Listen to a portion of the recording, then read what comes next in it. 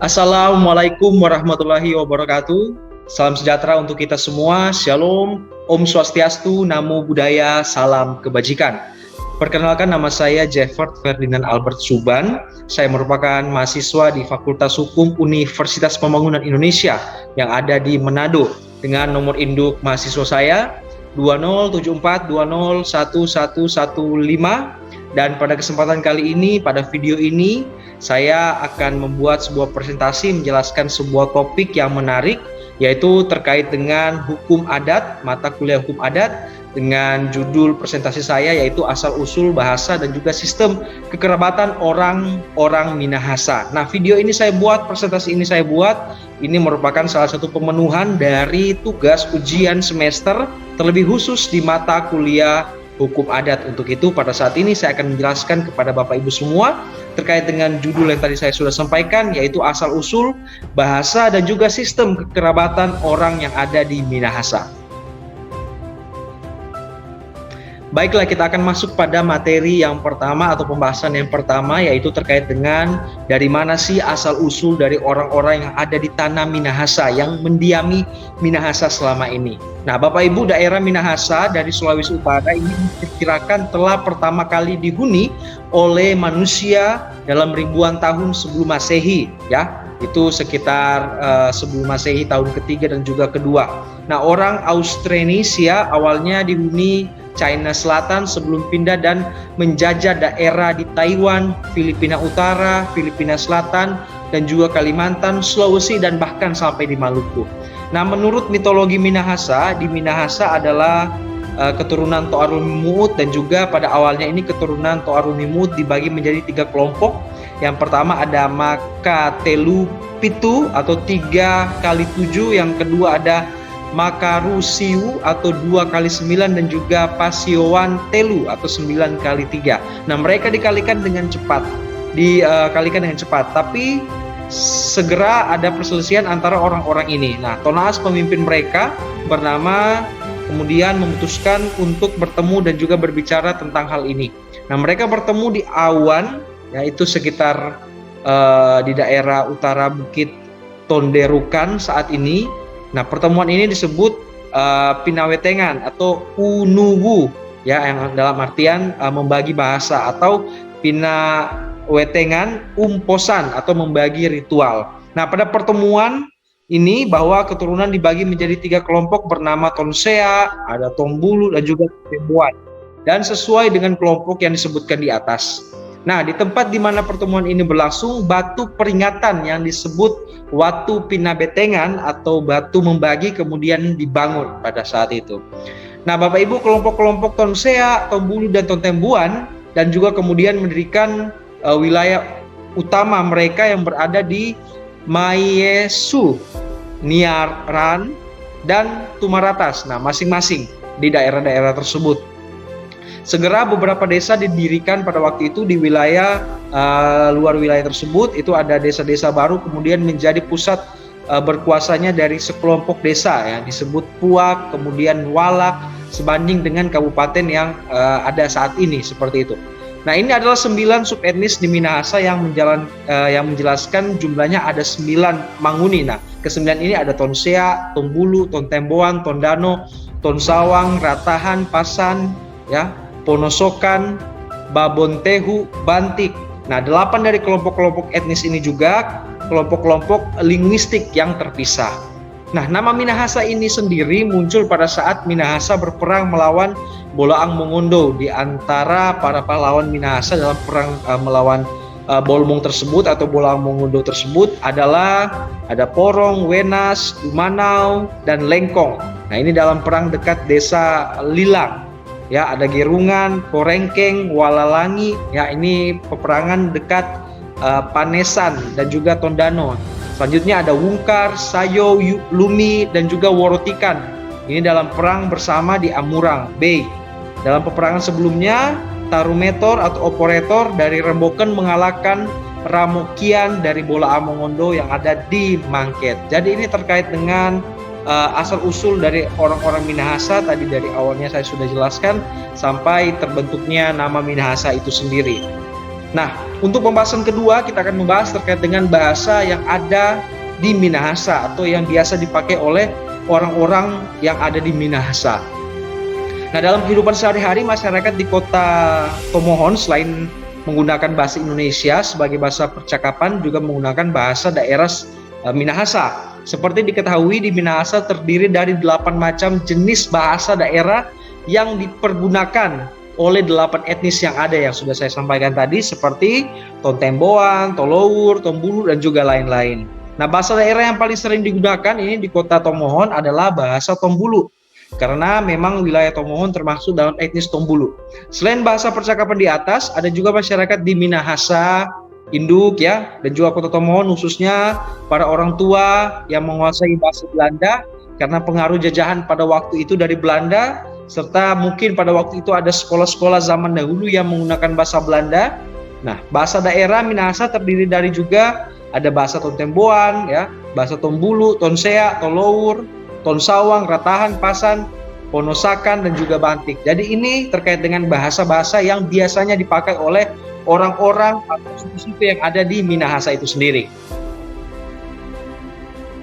Nah, baiklah, untuk topik yang terakhir yang akan saya bahas yaitu terkait dengan sistem kekerabatan yang ada pada orang-orang yang ada di Minahasa. Nah, Bapak Ibu, orang Minahasa memegang prinsip keturunan secara bilateral atau memperhitungkan hubungan kekerabatan baik dari pihak laki-laki maupun perempuan dengan jangkauan kekerabatannya umumnya hanya sampai generasi ketiga. Dalam memilih jodoh, penelusuran asal-usul biasanya dilakukan untuk tentunya apa? Memastikan muda-mudi yang hendak terlibat pernikahan ini berada di luar jangkauan kekerabatan 3 generasi tersebut, seperti itu. Nah, setelah menikah, pasangan suami istri bebas menentukan tempat tinggalnya masing-masing, baik itu di lingkungan sang istri ataupun di lingkungan sang suami. Nah, di Minahasa keluarga inti dapat terdiri dari suami istri ditambah anak-anak kandung. Ya, yang belum menikah dapat pula terdiri dari suami istri ditambah anak kandung, anak tiri atau anak angkat. Ya, janda, duda dengan anak-anak angkat, baik anak kandung, anak tiri dan juga tadi anak angkat, suami istri yang tidak mempunyai anak, atau dapat pula janda duda yang hidup sendiri.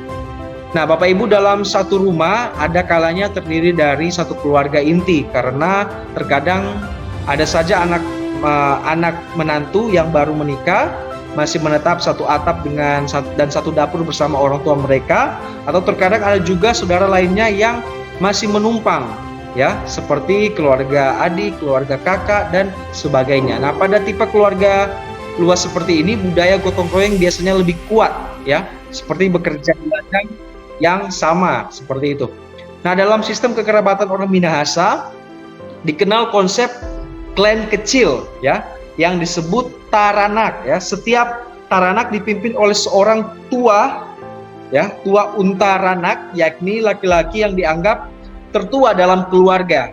Beberapa hal yang menonjol dari konsep taranak di Minahasa ini adalah pada bidang warisan, kematian, perkawinan dan juga pemilihan kepala desa yang disebut hukum tua kalau misalnya sekarang kita mengenalnya. Nah, dalam pembagian warisan atau tanah warisan disebut sebagai kelakeran ya, milik banyak orang. Tanah kelakeran bisa dibagikan kepada ahli waris untuk dikelola sendiri-sendiri, atau jika luas tanah tidak mencukupi untuk dibagikan maka akan dikelola secara bergantian dengan siklus 1 tahun atau biasa disebut tanah kelakeran patahunen, milik bersama yang dipakai bergiliran per tahunnya. Nah, menyangkut urusan kematian, selain tolong-menolong dalam bentuk tenaga dan juga materi untuk anggota kerabat yang meninggal, taranak juga mengenal konsep kuburan family atau kerabat dalam lingkup klan kecil yang saya sudah jelaskan tadi, yang biasanya dinamai dengan nama keluarga nenek moyang mereka. Ya, sebagai contoh ada kuburan family Lapisan, kuburan family Raang, ya, ada kuburan family Waro dan juga lain-lainnya. Nah, konsep gotong royong yang serupa juga tercermin dalam penyelenggaraan pernikahan.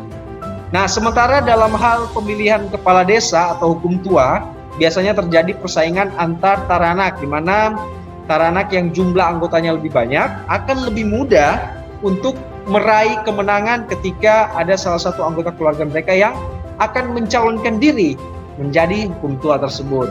Nah, jadi ini terkait dengan sistem kekerabatan yang ada di Minahasa ataupun yang sering digunakan oleh orang-orang yang berdiam di suku-suku yang ada di Minahasa. Nah, baik Bapak Ibu sekalian, setelah tadi kita sudah membahas bersama terkait dengan asal-usul orang Minahasa, bahasa yang dipakai oleh orang Minahasa, dan juga tadi ada sistem kekerabatan orang-orang yang tinggal di Minahasa. Pada saat ini saya tiba pada kesimpulan yang ingin saya tarik dari pembahasan saya tadi, di mana Minahasa merupakan salah satu suku yang mengutamakan persatuan. Ini yang paling utama ya. Jadi Minahasa merupakan salah satu suku yang mengutamakan persatuan. Ini tercermin dari pengertian awal nama Minahasa. Bukanlah nama etnis, melainkan persatuan dari sejumlah suku atau sub-etnis tersebut. Dan juga budaya Mapalus atau tolong-menolong yang ada pada suku Minahasa. Nah, sistem kekerabatan di Minahasa mengikuti garis keturunan dari orang tua laki-laki atau patrilineal. Nah, fungsi pemimpin di Minahasa tidak pernah terjadi karena warisan, dikarenakan sejak awal bangsa Minahasa tidak pernah terbentuk kerajaan atau mengangkat seorang raja sebagai kepala pemerintahan. Nah, di Minahasa setiap orang dapat dipanggil ataupun dipilih untuk menjalankan roda pemerintahan. Jadi itu terkait dengan kesimpulan, dan juga untuk sarannya ya, tentunya kami sebagai penulis menyarankan dengan makalah ini, dengan materi ini, para pembaca, para pendengar dapat lebih mengenal kebudayaan Minahasa dan juga menjaga kelestarian adat dan budaya khas yang telah diwarisi oleh nenek moyang beribu-ribu tahun yang lalu mengenai budaya Mapalus ya, tolong-menolong yang ada pada budaya masyarakat Minahasa tetap dipertahankan ya, dan dilestarikan supaya tidak punah dimakan oleh zaman, karena sangat bermanfaat untuk tentunya kehidupan dalam kita bermasyarakat di masyarakat pada umumnya. Seperti itu. Jadi itu terkait dengan kesimpulan dan juga saran yang ingin saya sampaikan kepada kita semua pada kesempatan kali ini. Baiklah Bapak Ibu, untuk menutup sesi saya pada saat ini yang sudah saya jelaskan tadi terkait dengan asal-usul, bahasa, dan juga sistem kekerabatan yang ada di Minahasa, yang ada pada orang-orang suku Minahasa. Pada saat ini saya ingin mengajak kita semua, Bapak Ibu yang ingin melanjutkan studi ke perguruan tinggi, mari Jo, orang masuk apply di Universitas Pembangunan Indonesia yang ada di Manado. Kenapa UNPI? UNPI universitasnya terpercaya, fakultas dan juga program studi yang ada di dalamnya juga beragam dan juga bisa dipilih oleh seluruh mahasiswa yang akan masuk ke UNPI, dan juga dosen-dosennya juga terbaik, ya, terpercaya, kredibel, dan juga untuk proses belajar mengajar ya, pemberian materi dari dosen ke mahasiswa ini berlangsung dengan baik. Meskipun saat ini masih dalam kondisi pandemi COVID-19, tetap proses itu berjalan ya, dari rumah masing-masing, dan juga proses penyampaian materi dari dosen ke mahasiswa ini tetap berjalan dengan baik, sehingga kami mahasiswa dapat nyaman untuk berkuliah di UNPI. Untuk itu mari Jo, masuk di UNPI untuk masa depan yang lebih baik. Terima kasih, saya Jeffert, dan sampai jumpa pada video-video selanjutnya. Wassalamualaikum warahmatullahi wabarakatuh. Terima kasih, salam sejahtera untuk kita semua. Om Santi Santi Santi Om. Terima kasih dan sampai jumpa.